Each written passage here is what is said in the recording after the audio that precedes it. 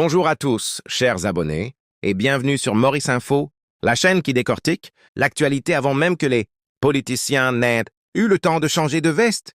Aujourd'hui, préparez le popcorn et un bon alouda bien frais. On s'attaque au dossier, le BP du MMM sans Béranger.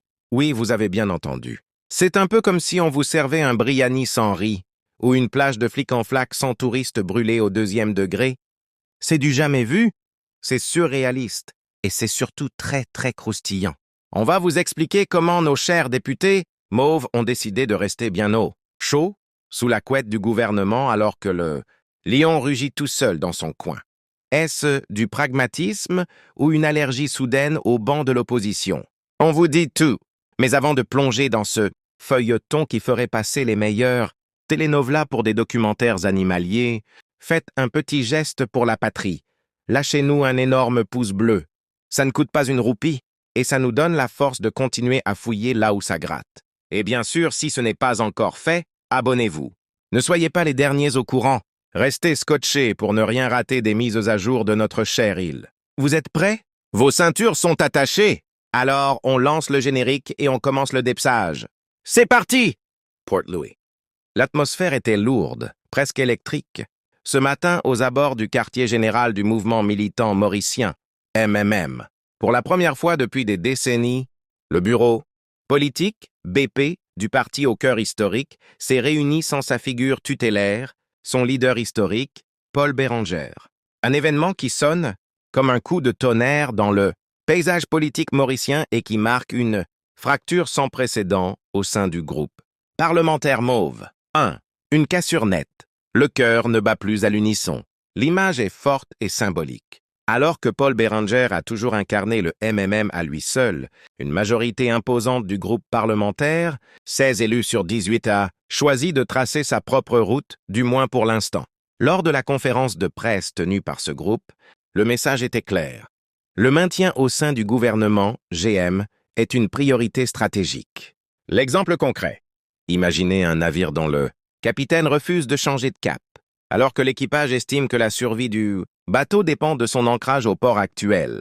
Les élus mauves restés au gouvernement expliquent qu'ils ne peuvent pas abandonner leur dossier ministériel en cours, qu'il s'agisse de la gestion de l'eau, des infrastructures ou des réformes sociales, au nom d'une simple directive de retrait du leader. Pour le Mauricien moyen, cela signifie une continuité dans les services publics, mais une incertitude totale sur la stabilité politique à long terme. 2. Johanna Bérengère. Le dilemme de l'héritage. Au milieu de ce tumulte, tous les regards se tournent vers une seule personne. Johanna Bérengère. La fille du leader historique se retrouve à la croisée des chemins. Doit-elle suivre la loyauté familiale ou se ranger du côté de la majorité parlementaire qui souhaite rester au pouvoir? Sa décision toujours attendue est bien plus qu'un choix politique. C'est un symbole de la passation de pouvoir ou de la rupture au sein de la Dynasty Béranger. Dans les rues de Rose Hill ou de Currapip, les partisans discutent avec passion. Si Johanna part aussi, c'est la fin d'une époque. Entend-on dans les échoppes de Dolpuri. 3. Pourquoi rester au sein du gouvernement? Le groupe parlementaire mauve justifie son maintien au sein du GM par une volonté de livrer les promesses faites à la population.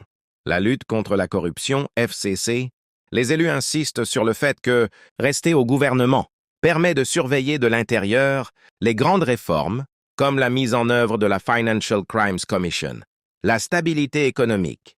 Dans un contexte mondial incertain, une démission massive des ministres, et même pourrait déstabiliser la roupie mauricienne et inquiéter les investisseurs étrangers. Exemple de la vie actuelle. Pour un entrepreneur à Port-Louis, cette crise signifie des doutes sur les permis, les subventions et les contrats publics. En restant au GM, les élus mauves assurent une forme de service après-vente de leur élection, évitant ainsi un blocage administratif qui pèserait sur le portefeuille des citoyens. 4. Une base militante déboussolée. Si au sommet, la guerre des chefs fait rage à la base, le militant de longue date est en deuil.